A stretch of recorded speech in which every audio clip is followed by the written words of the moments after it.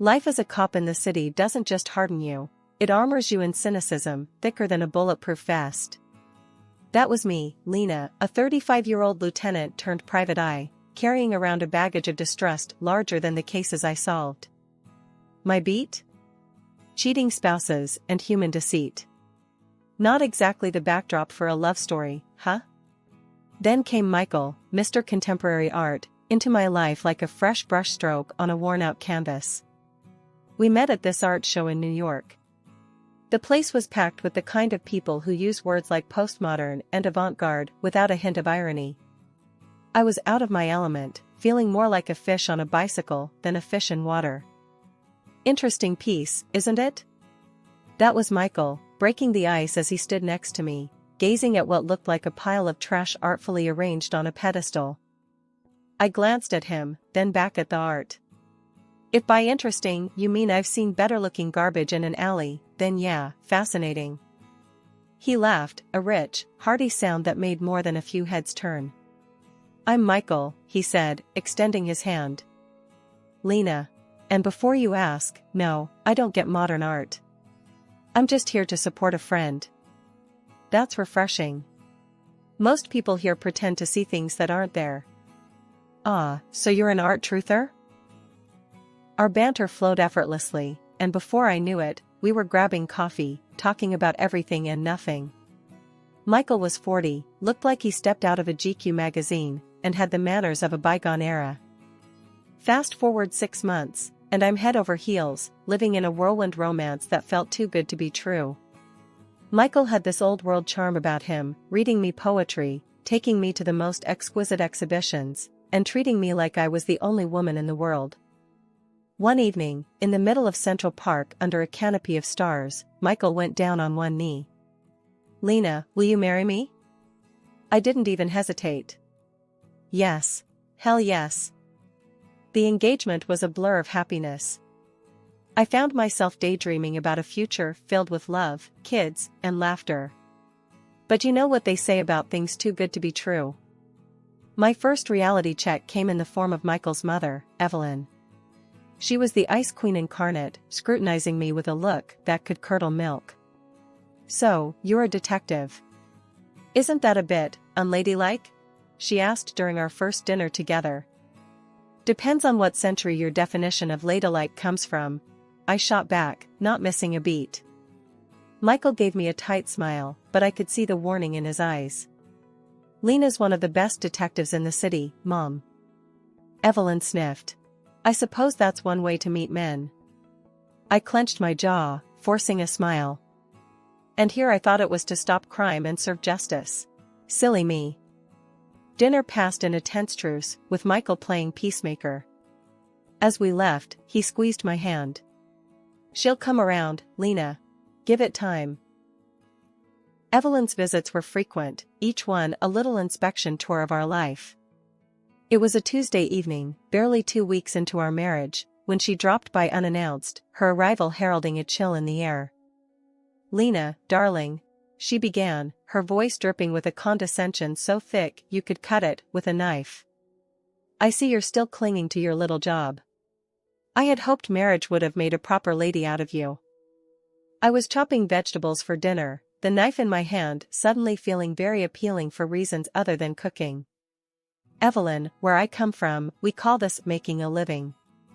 You should try it sometime instead of living off others. Her lips tightened, but she maintained her composure. Michael was raised with certain expectations.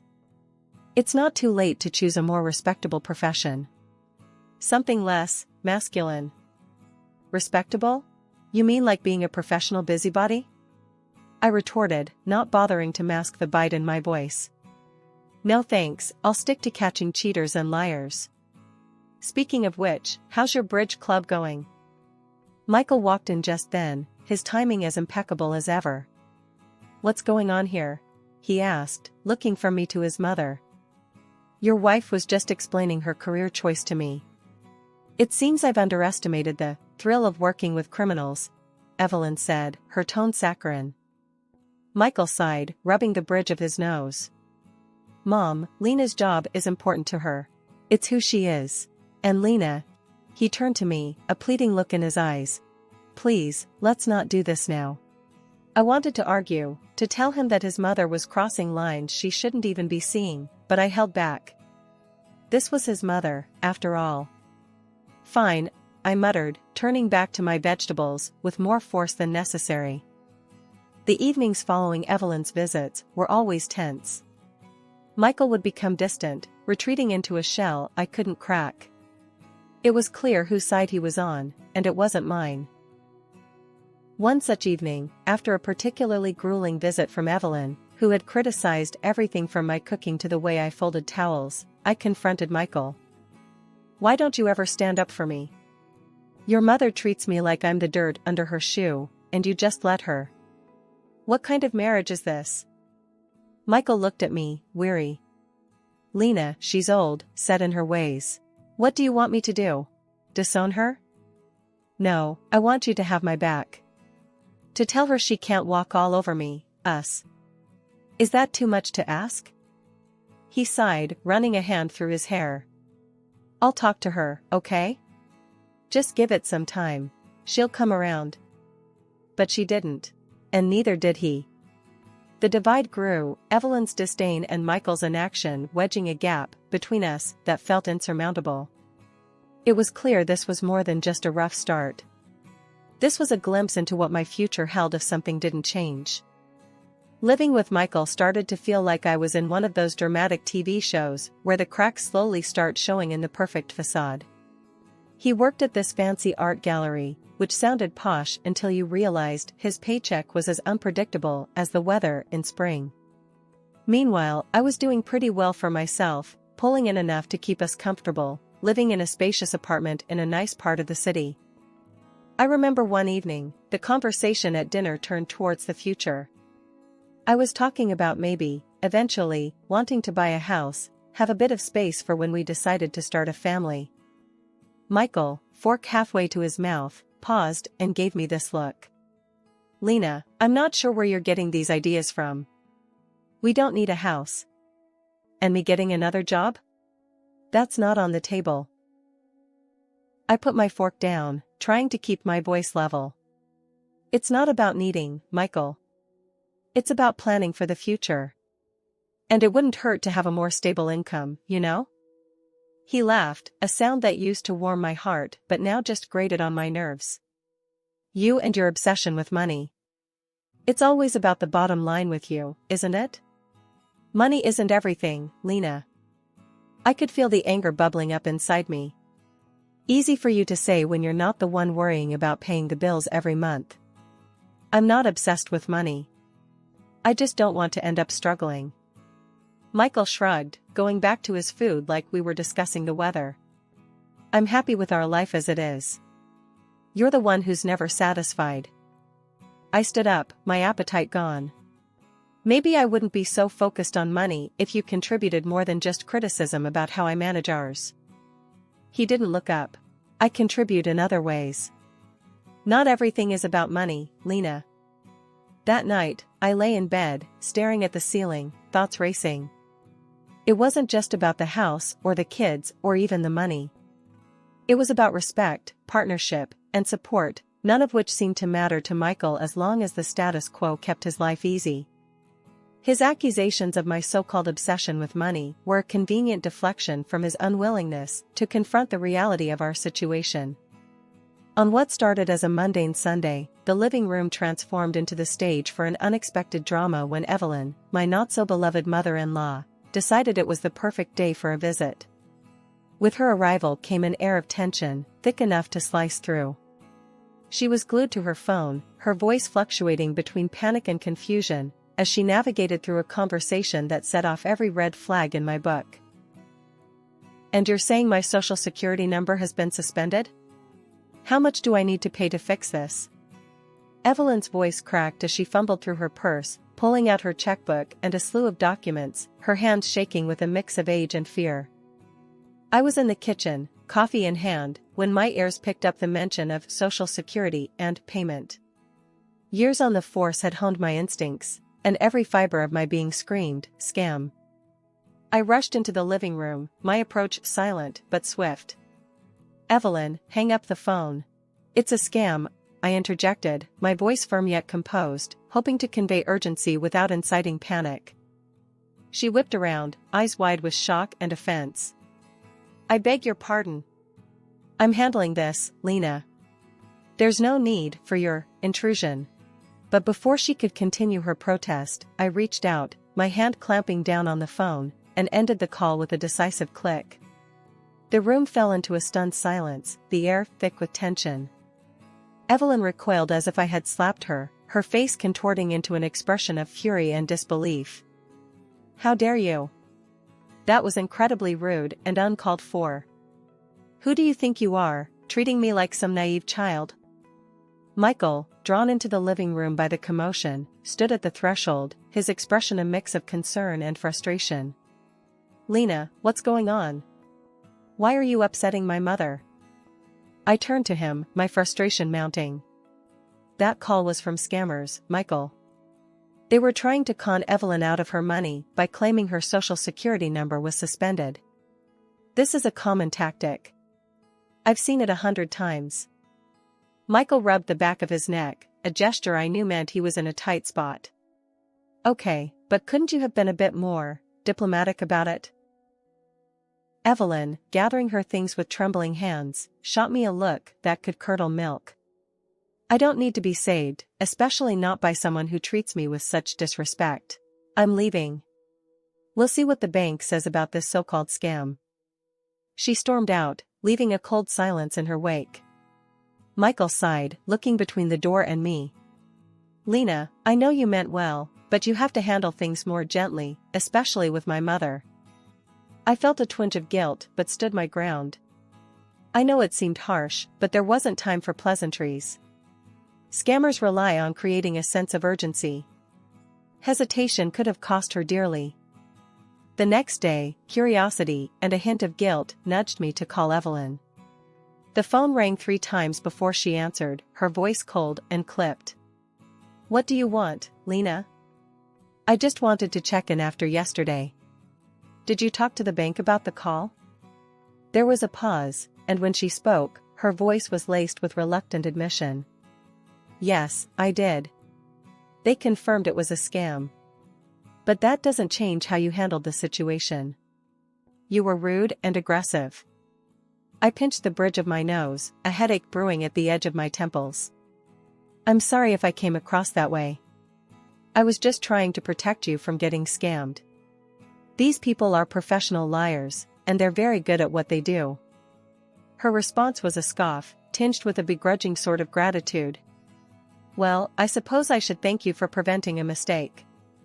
But don't think this means I approve of your methods or your attitude. Goodbye, Lena. The chill between Michael and me had settled in deep, turning our home into more of a frosty standoff than a warm haven. I clung to the hope that his upcoming birthday might thaw the ice, a chance to fan the dying embers of our relationship. Dreaming of a weekend filled with just the two of us, I planned every detail, hoping to rekindle what was once there. But as fate, or rather, Evelyn, would have it, she bulldozed through my plans with her own agenda, setting up a grand dinner at her mansion on a weekday, of all times. Knowing my schedule was jam-packed, it felt like a deliberate jab. I pleaded with her over the phone. Can't we just push it to Saturday? I'm swamped at work, Evelyn. Her voice was a mix of honey and ice. No, dear. This is when it's happening. Michael shouldn't have to adjust his birthday around your occupations. Biting back frustration, I found myself confiding in my boss, the only person who seemed to get it. He's seen enough deceit and betrayal to fill a noir novel, yet he understood the importance of this gesture. Go, he urged, with a knowing look. Do what you need to do. Arriving at Evelyn's, the party was in full swing, a spectacle of faux merriment. Evelyn spotted me like a shark senses blood, her smile tight as she hastily whispered something to Michael. There he was, Michael, my husband, ensconced by the fireplace, his arm around a woman who was clearly more than just a casual acquaintance. My heart twisted, but I steeled myself and approached. Michael, aren't you going to introduce me? I asked, injecting a calm I didn't feel into my voice. He jerked like he'd been electrocuted, his eyes wide. "Ah, Lena, this is Aisha from the gallery," he mumbled, then turned to her. "And this is, Lena, a relative." The room might as well have spun. "A relative? Seriously, Michael? Your wife, remember?" I couldn't keep the incredulity and anger from my voice, the words echoing louder than intended. A hush fell over the room, all eyes on us. Michael's face reddened, a mixture of embarrassment and irritation flashing across his features. "You know, a real wife would have made her husband's birthday a priority," he retorted sharply, turning away as if dismissing me from his presence. Before I could recover, Evelyn slithered over, her voice dripping with disdain. "You see, Lena, you just don't fit in here. Michael needs someone supportive, like Aisha, not, whatever this is." Her words were a slap, each one designed to cut. "I think it's best if you leave. You're clearly not wanted here," she hissed, gesturing towards the door as if banishing me from my own life. "You know what, Evelyn? Maybe you're right. Maybe I don't belong in a family that thrives on lies and deception." With dignity I barely felt, I walked out, the silence of the night wrapping around me like a cold embrace. After the debacle at Michael's birthday and the cold truth that followed, I knew I needed solid proof if I was going to end this marriage on my terms. The thought of tailing Michael myself was too much. I'm used to digging up dirt on strangers, not the man I once thought I'd grow old with. So, I turned to Dave, a colleague of mine with a knack for uncovering the most discreet affairs. "Hey, Dave, I need a favor," I said, trying to keep my voice steady over the phone. "Anything for you. What's up?" His reply was immediate, the loyalty in his voice a small comfort in my storm of betrayal. "It's Michael. I know he's seeing someone. I need evidence," I confessed, feeling a mix of relief and dread admitting it out loud.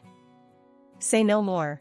I'll handle it discreetly. You'll have what you need in no time," Dave assured me, his confidence soothing some of my anxiety. True to his word, Dave delivered. Photos, audio clips, the works. It was damning. The woman, Aisha, was indeed more than just a colleague. Worse, she was here illegally, looking for a quick marriage to secure her status. She was also a fraud. Part of me wanted to confront Michael, to throw the evidence in his face and watch him squirm. But then I remembered the condescending remarks, his dismissive attitude, and that smug look he always had. No, he didn't deserve my concern or my help. Filing for divorce felt like ripping off a band-aid on a wound that had been festering for too long. I demanded financial compensation for his betrayal. It was the least he could do after everything. The fallout was explosive. Evelyn, ever the dragon lady, took his side, painting me as the villain. But I stood my ground, fueled by the evidence and the injustice of their accusations. The ink on the divorce papers wasn't just dry, it was a testament to a new chapter one was desperate to write for myself. Opening my own detective agency wasn't just a dream come true, it was a rebirth, a new dawn, from the ashes of my past life with Michael. The agency quickly gained a reputation for discretion and effectiveness, a reflection of the lessons learned from my personal saga. One day, as the sun poured into my new office, illuminating the framed license on the wall, Jessie, my right-hand woman and friend, popped her head in. "Boss lady, you've got a minute? We've got a potential big case. A woman suspecting her husband of having an affair. Wants the full works, surveillance, photos, the lot." I couldn't help but smile at the irony. "Sounds like our bread and butter.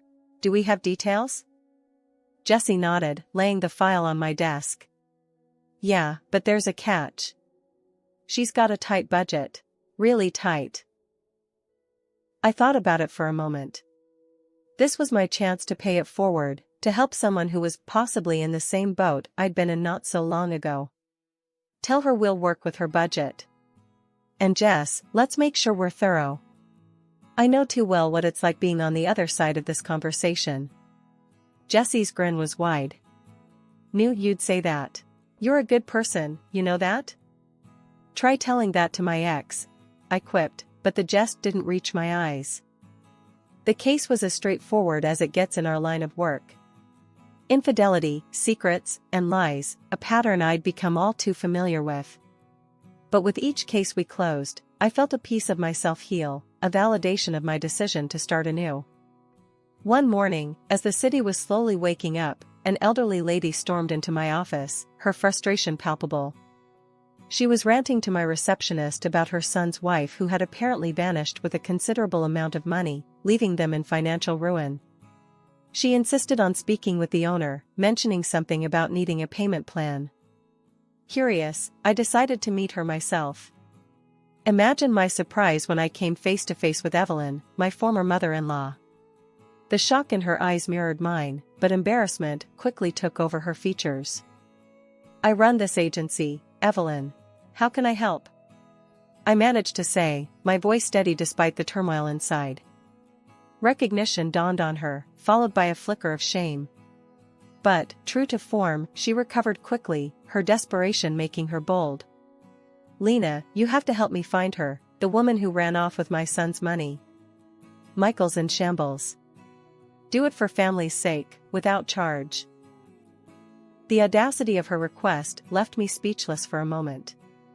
The same woman who sided with Michael without a second thought now stood in my office, asking for a favor as if the past had never happened. "Evelyn, first, we're not family. Second, I run a business, not a charity for wayward ex-in-laws," I responded, my tone firm. The irony of the situation wasn't lost on me, but I wasn't about to let old wounds dictate my decisions. "But Lena, after everything, can't you do this one thing? It's the least you could do," she pressed, her voice a mix of plea and demand. I couldn't help but laugh, albeit bitterly. "The least I could do?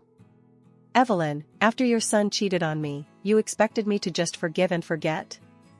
I suggest you go to the police. They're better equipped to handle missing persons and fraud."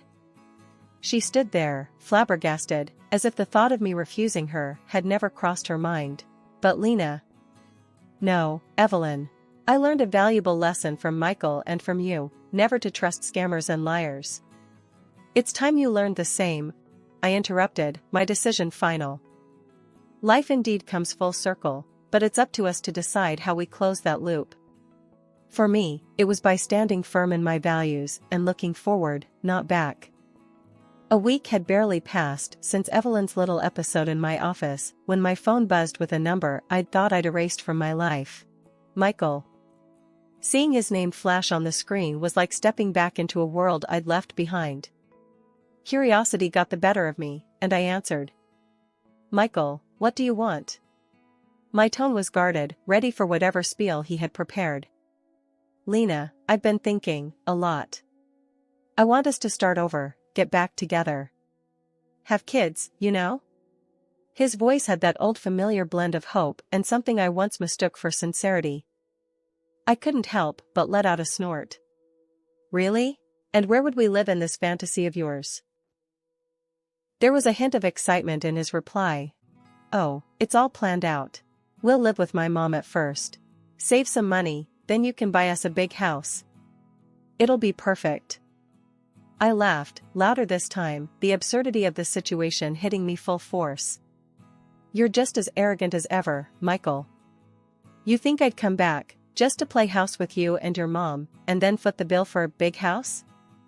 He stumbled over his words, the desperation clear in his voice.